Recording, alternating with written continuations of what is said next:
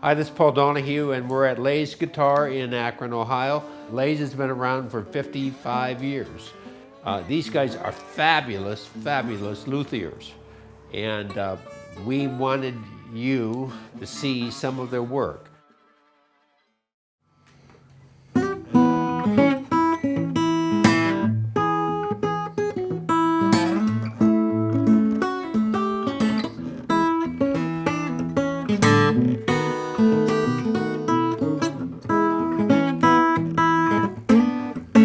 Well, the guitar is beautiful.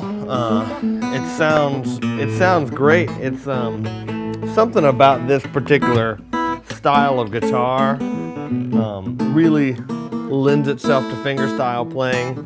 It's got a really clear voice where those individual notes really stand out when you play them.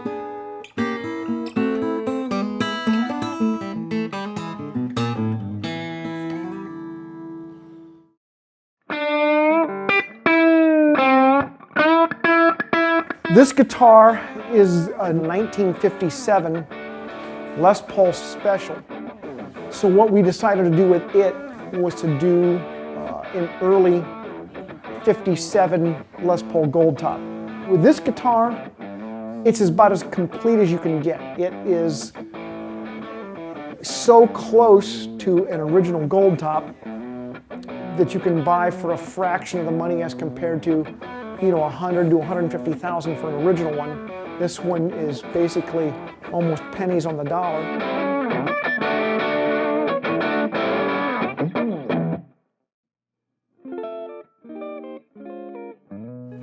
So what I'll do is I'm gonna quickly just take and just mark my fret surfaces here.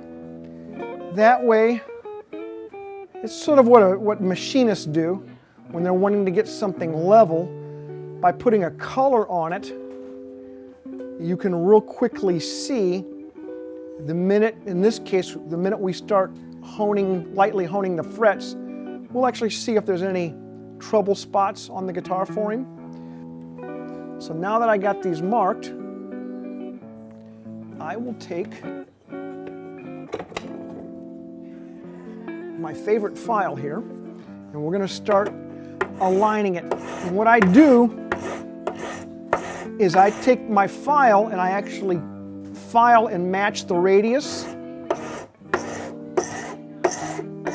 What I do then is I actually have this nice straight edge that I will now take.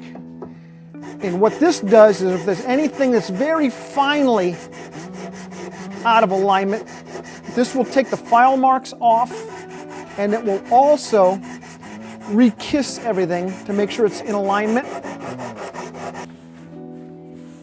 We'll take this and we'll just kind of clean the fretboard up a little bit, get a little bit of that residue off, and now what we're going to do is we're actually going to buff the frets.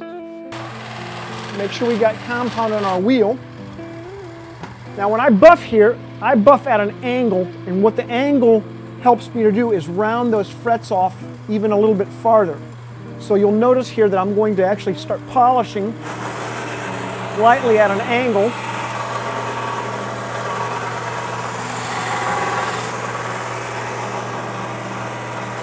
So what we did is we've put the string through the hole. I give myself some few inches of slack here. Now we can see this string coming out of the hole.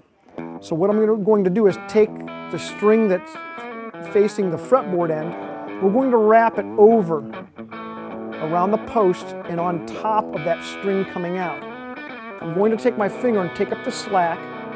We're going to fold that up. Now as we see, that first wrap is on top of that string. I'm going to take my peg winder now, holding that tension, and we're going to start wrapping below. And if we see here,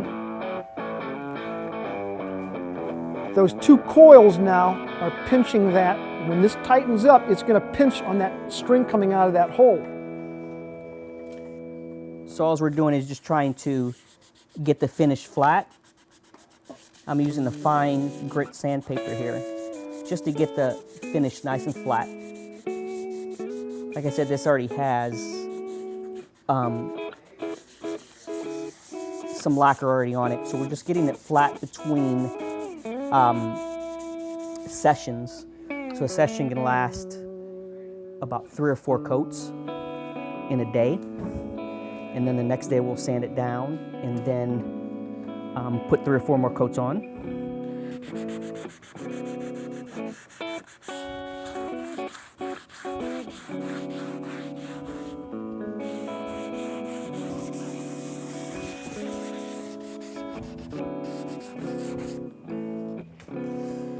Now we got this pretty flat.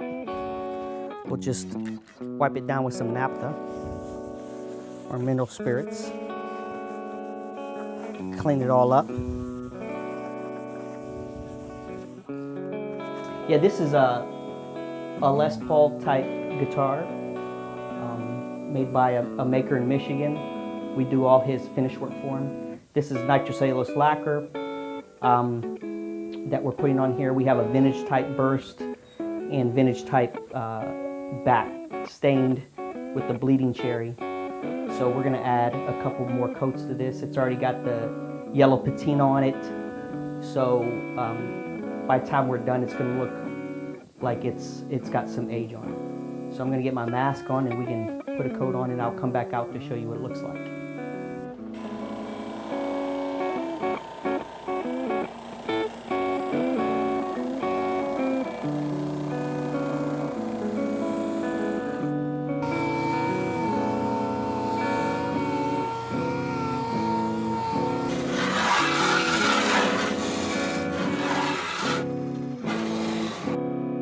So we can see the difference between this side with the fine polish on it and this side with just the rouge, the compound. This will then get hand polished with the liquid polish that really will take the scratches out, even what the buffer leaves behind.